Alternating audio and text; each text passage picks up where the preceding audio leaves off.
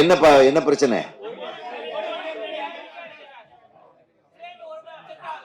நீ வா, நீ நில்லு. எதுக்கு பின்னாடி?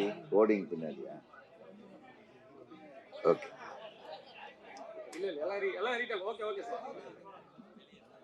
டைரக்டர் நிக்கட்டும்பா.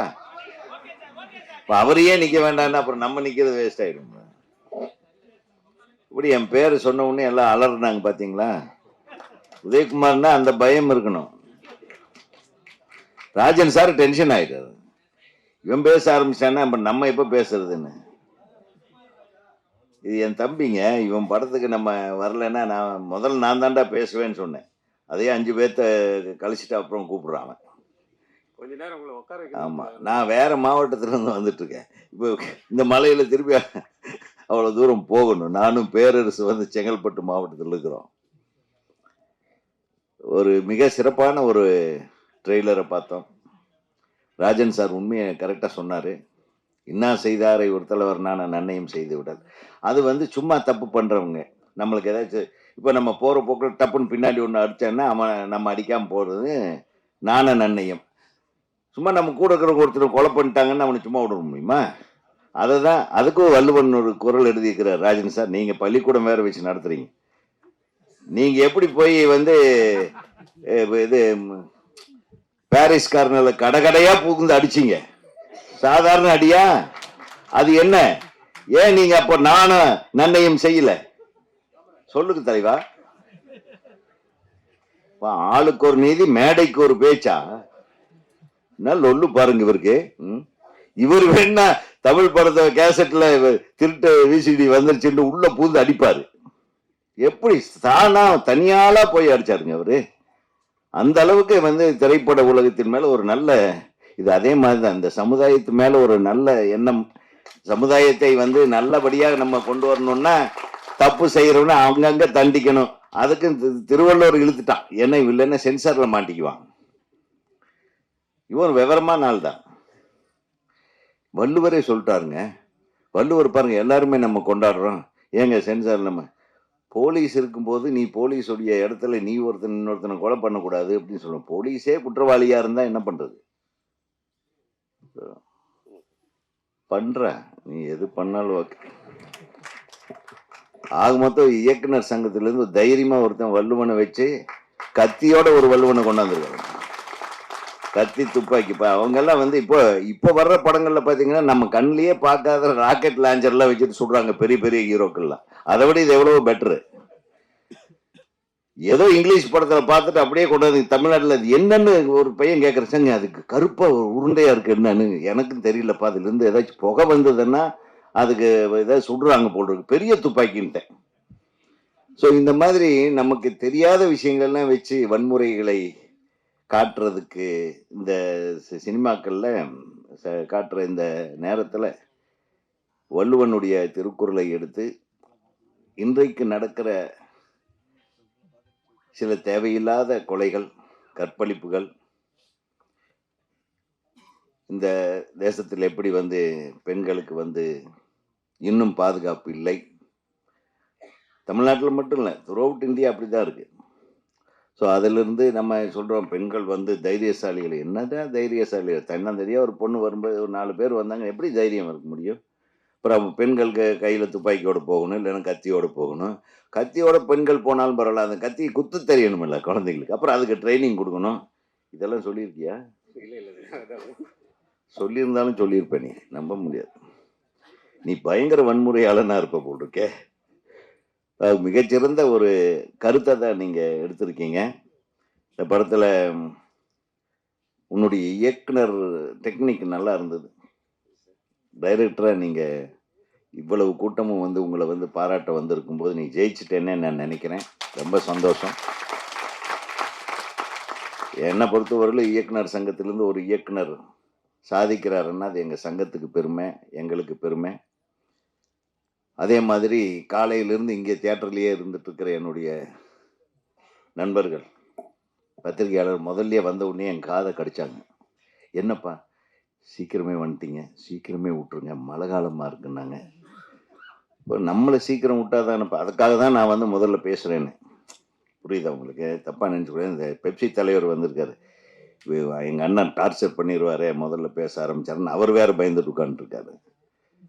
ஆக மொத்தம் இந்த படத்தை பார்த்த உடனே எனக்கு ஒரு ரெண்டு மூணு ப்ளசண்ட்டான விஷயம். மியூசிக் வந்து வந்து எக்ஸ்ட்ராடினரி குட். ரொம்ப நல்ல இசையமைப்பு பண்ண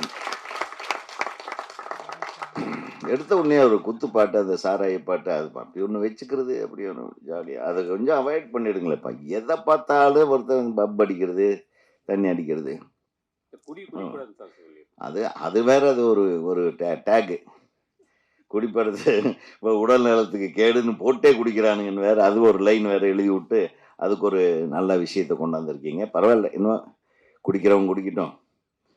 அப்புறம் அது குடிக்கக்கூடாதுன்னு தடுக்கிறவன் தடுக்கட்டும்.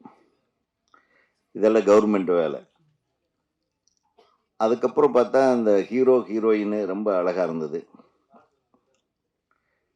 ஹீரோயின் இங்கே வராதது நம்ம பேரரசுக்கு ரொம்ப குறையா இருக்கு. வந்திருக்காங்க, இங்க வந்துட்டாங்களா? பக்கத்தில் இல்லாதது குறையா இருக்கு. நான் ஏதாச்சும் சொன்னேன்னா இதோ வந்திருக்காங்க, இதோ வந்திருக்காங்கன்றத அப்போ அவருக்கு தெரிஞ்சு. ரொம்ப நல்லா நடிச்சிருந்தீங்க ரெண்டு பேருமே. ரொம்ப கெமிஸ்ட்ரி நல்லா ஒர்க் அவுட் ஆகிருந்தது. நீ என்ன லவ் பண்ணுறியான்னு கேட்ட உடனே கட் பண்ண அந்த பாட்டு சூப்பராக இருந்தது. இவன் சிரிச்சா கொஞ்சம் மோகன்லால் மாதிரி இருக்கான் வாய். ஸோ சின்ன மோகன்லால் மாதிரி நீ வந்து நல்லா வரணும். Wish you all the best. ரொம்ப ரொம்ப நல்லா இருந்தது. ப்ளசண்ட்டான ஃபேஸு. நல்லாவும் நடிக்க வச்சுருக்காருன்னு நினைக்கிறேன். நல்ல நல்ல வசனம் பேசுகிறீங்க, தமிழில் பேசுகிறீங்க ரெண்டு பேரும். ரொம்ப சந்தோஷம். அப்புறம் இங்கே மேடையில் இன்னொரு மிகப்பெரிய நடிகர், மலையாளத்தில் இருந்து ஆரம்பித்து தமிழ்லையும் கலக்கிட்டு இருக்கிற தேனப்பன் நடிகர் அவர்களே. ஏன்னா அவர் என்ன என்ன என்னை பற்றி எதுவுமே நடிப்பை பற்றி பேசலைன்னு அவர் பின்னாடி வந்து என்னை திட்டிட போகிறான்றதுக்காக. ஏன்னா இப்போ அவர் தயாரிப்பாளர்லாம் இல்லை, பல தயாரிப்பாளரை காப்பாற்றுகின்ற நடிகராக மாறிட்டார். ஆக தேனப்பன் அவருக்கு ஒரு, நீங்கள் நடிச்சிருக்கீங்களா இதில்? பரவாயில்ல, நீங்கள் நடிக்காத ஒரு படத்துக்கு இங்கே வந்து இவ்வளோ நேரம் உட்காந்துருக்கிறது பெரிய விஷயம். ஏன்னா பெரிய நடிகர்களுக்கெல்லாம் டேட்டு கிடைக்கிறது, டைம் கிடைக்கிறது கஷ்டம் இல்லையா செல்வா? ஆமாம், இது ரொம்ப நன்றி சார். எங்கள் இயக்குனர் சங்க உறுப்பினருக்காக நீங்கள் வந்து மேடையில் இவ்வளோ தூரம் இருந்தது நன்றி. தம்பிங்க நிறைய பேர் இந்த படத்தில். அப்புறம் பரத் வந்திருக்காரு, அவர் நட்புக்காக வந்திருக்காரு. கரெக்டாக பரத் சார்? ஒரு மிகச்சிறந்த நடிகர் அவர். பரத் வந்து பரத் டான்ஸ் ஆடினா வந்து தமிழ்நாடே ஆடும், அந்த மாதிரி ஒரு one of the very finest artist அவர். இந்த வருஷம் ஒரு மிகப்பெரிய படத்தை பண்ணணும் அப்படின்னு நான் எங்கள் சங்கத் சார்பாக, பக்கத்துலேயே உங்கள் டைரக்டர் ஒருத்தர் உட்காந்துருக்காரு, அவரை வச்சே நீங்கள் பண்ணலாம். திரும்பவும் இன்னொரு படம் பண்ணுங்கள் பழனி மாதிரி. இன்னும் நிறைய ஊர் பேர் அப்படியே யூஸ் பண்ணாமல் இருக்காங்க. டைரக்டருக்கு ரொம்ப குஷி ஆகிடுவார் அவர். போகிற போக்கில் டைட்டில் அப்படியே பைக்கில் போயிட்டு இருக்கும்போது இப்படி பார்ப்பாரு, காரில் போயிட்டு இருக்கும்போது இந்த ஊர் பேர் வச்சிடலாம், இந்த ஊர் போகிற வழியில் டைட்டில் வைக்கிற ஒரே ஆள் நீங்கள் தம்பி பேரரசு தான். ஏன்னா செல்லுமணி சார் சொன்னீங்கன்னா அவர் யோசனை பண்ணால் கொஞ்சம் கிராண்டியர், அவர் கொஞ்சம் செலவு, பெரிய செலவு, பெரிய ஆர்டிஸ்ட் வேணும் செல்லுமணி சாருக்கு. அவருக்கு நம்மளுக்கு இல்லை, நம்மளுக்கு ஒரு வயக்காடு இருந்தால் அப்போது படத்தை முடிச்சுட்டு வந்துடுவேன். வயக்காடு, 4 ஆடு மாடு, ஒரு ஒரு பின்னாடி ஒரு நல்ல அழகான ஒரு மலை, ஒரு ஆறு, இவ்வளோ தான் நம்ம லொக்கேஷன். ஸோ ஆமாம், கூட்டு வண்டி இப்போ கட்ட வண்டி இருந்தாலும் பரவாயில்ல. ஸோ அதாவது ரொம்ப வந்து சீரியஸாக பேசி பேசி இந்த சினிமாவில் நம்ம திருத்த போகிறோம், நம்ம வாழ வைக்க போகிறோம். இப்போ தயாரிப்பாளர் சொன்னார், உங்கள் தமிழ் சினிமாவை வாழ வைக்கிற பாவம் அவருக்கு. அவர் தெரியல, நம்ம தமிழ் சினிமாவுக்காகவே தான் பண்ணணும் அப்படின்றதுக்காக அவர் சொல்கிறத தப்பாக சொல்லிட்டாரு. தமிழ் சினிமாவை வாழ வைக்கிறதுக்காக தான் நாங்களும் கஷ்டப்பட்டுருக்குறோம். ரொம்ப கஷ்டப்படுறது செல்வமணி சார். ஏன்னா தினம் தினம் பஞ்சாயத்து, தினம் தினம் இந்த சினிமாவுக்கு வேற ஒரு லெவலுக்கு நம்ம சினிமாவை கொண்டு போவோம். வெளிநாடுகள் எல்லாம் பார்த்தீங்கன்னா நம்ம முதல் ஒரு டிக்கெட் வாங்கும் போதே அந்த டிக்கெட் காசில் ஹீரோவுக்கு ஒரு பர்சன்டேஜ் சம்பளம் போயிடும், டைரக்டருக்கு ஒரு பர்சன்டேஜ் போயிடும், நடித்த நடிகர்களுக்கு போயிடும், டிஸ்ட்ரிபியூட்டருக்கு போயிடும், தயாரிப்பாளருக்கு காசு போயிடும். ஒரு டிக்கெட் நம்ம வாங்கும் போதே அந்த மாதிரி தமிழ் சினிமா உருவாகணும். அப்போதான் நேர்மையாக படம் எடுக்கிறவங்க நேர்மையாக படம் எடுப்பாங்க. நல்ல படங்களுக்கு அப்பப்போ அவங்களுக்கு உண்டான வெகுமதி வந்து சேரும், லாபங்கள் வந்து சேரும். ஸோ அதை தொடர்ந்து அந்த மாதிரி ஒரு நிலைமை நம்ம அடையிறதுக்காக போராடிட்டு இருக்கோம். அதுக்கு மிக முக்கிய ஒரு போராளியாக வந்து செல்வமணி சார் இங்கே இருக்கார். அவருக்கு நம்ம வந்து ரொம்ப தேங்க்ஸ் சொல்கிறோம். ஏன்னா தீபாவளிக்கு முன்னாடி நாள் கூட எங்களை நிம்மதியாக விடல. இங்கே வாங்க ஒரு மீட்டிங் இருக்குன்னு பெப்சியில் எங்களை கூப்பிட்டு வச்சு செஞ்சுட்டாரு. என்ன பண்ணுறது, அன்னைக்கு ஒரு பஞ்சாயத்து. சரி தீபாவளி இன்னைக்காவது நாளைக்கு ஃப்ரீயானே அப்படின்னு ஒரு ஃபோன் வரும். இல்லை அப்படி அதாவது நம்ம சினிமாவுக்கு எப்படியாவது நல்ல அடிக்கடி எனக்கு அவர்கிட்ட பிடிச்ச விஷயம் நானே கேட்பேன், ஏன் தம்பி இவ்வளவு டார்ச்சர் அனுபவிக்கிறேன், நீயும் தூங்கவே மாட்டியா அப்படின்னு தான் கேட்பேன் அவரை, செல்வமணி சாரை. அவர் சொல்லுவார், அண்ணே செல்வமணின்னு ஒரு பேர் எப்படி வந்தது, இந்த சினிமாவினால தான் இந்த செல்வமணிக்கு எல்லாத்துக்கும் தெரியுது. அந்த சினிமாவுக்காக நம்ம ஏதாவது செய்யணும் இல்லை, அதுக்காக தானே நான் இப்படி இருக்கிறேன், இப்படி செய்கிறேன்.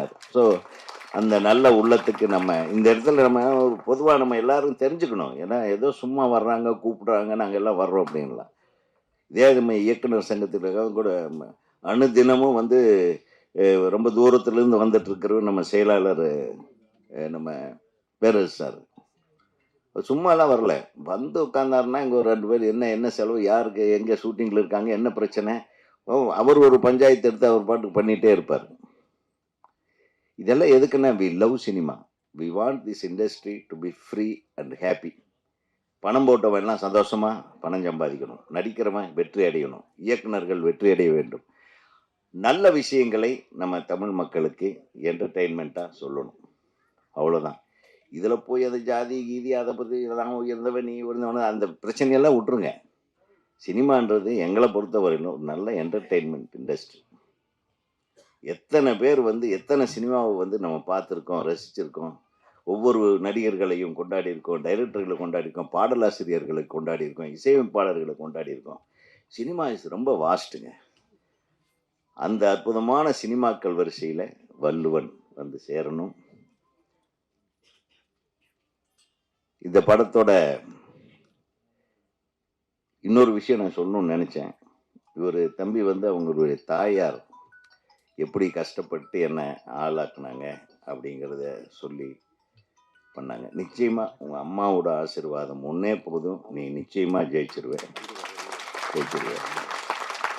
இந்த தயாரிப்பாளர்கள் வேறு வேறு இடங்கள்லேருந்து வந்து 4 பேரும் ஒன்றா சேர்ந்துருக்காங்க. அந்த தயாரிப்பாளர் அனைவருக்கும் எனது மனமார்ந்த வாழ்த்துக்கள். ஏன்னா இந்த படம் ஜெயிக்கிறது மூலமாக அவங்க இப்போவே அனௌன்ஸ் பண்ணுவார் போல் இருக்கு அடுத்த படம். ஸோ தலைவரே, திருப்பி என் தம்பி வச்சு அடுத்த படம் பண்ணுங்க, ஒன்றும் உங்களுக்கு தப்பாகாது. டெஃபினட்டாக வாழ்த்துகள். இந்த மேடையில் வாழ்த்த வந்திருக்கும் அனைவரையும் வாழ்த்தி, ஹீரோயின் உங்களுக்கும் தான் சேர்த்து, நீங்களும் நல்லா தான் நடிச்சிருந்தீங்க. அப்புறம் வில்லன்கள் யாராச்சும் ராஜேந்திர யாரும் நடிச்சிருக்கீங்களாப்பா, மேலே போலீஸு. அப்புறம் இன்னொரு தம்பி என்னை வீட்டிலேருந்து கூப்பிட்டு வந்தார். எங்கே அவர் அவருக்கும் நன்றி, வாழ்த்துக்கள் ஸ்ரீதர். அவரும் ஒரு வில்லனா வந்து ஏதோ கொலை பண்ணி போட்டுருவீங்கன்னு நினைக்கிறேன், டெட் பாடி மாதிரி. இப்போ இது மாதிரி என்ன முதல்ல எனக்கு நான் இப்போ நல்ல வேலை செல்வா நான் நடிக்கலை, இவங்க கூப்பிட்டேன்,